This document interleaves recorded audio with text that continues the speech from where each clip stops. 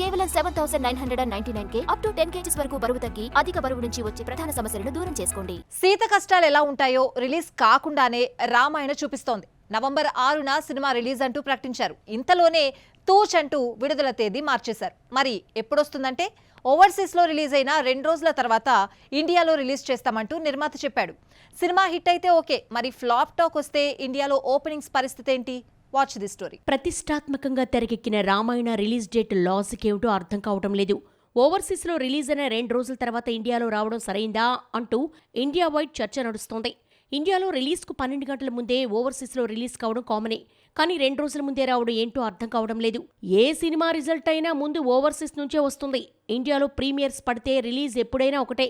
కానీ రామాయణ ఓవర్సీస్లో 6న, ఇండియాలో 8న రిలీజ్ అయితే 2 రోజుల గ్యాప్ వస్తుంది.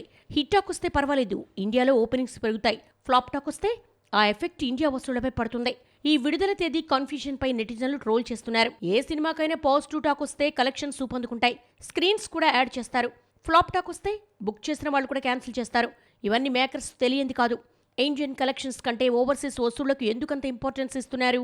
ఓవర్సీస్లో శుక్రవారం, ఇండియాలో ఆదివారం రిలీజ్ అవుతోంది. ఇక్కడ వీకెండే శనివారం వసూళ్లను ఎందుకు మిస్ చేసుకునే సాహసం చేస్తున్నారు? మొత్తానికి రామాయణ రిలీజ్ను కన్ఫ్యూజన్లో పడేశారు.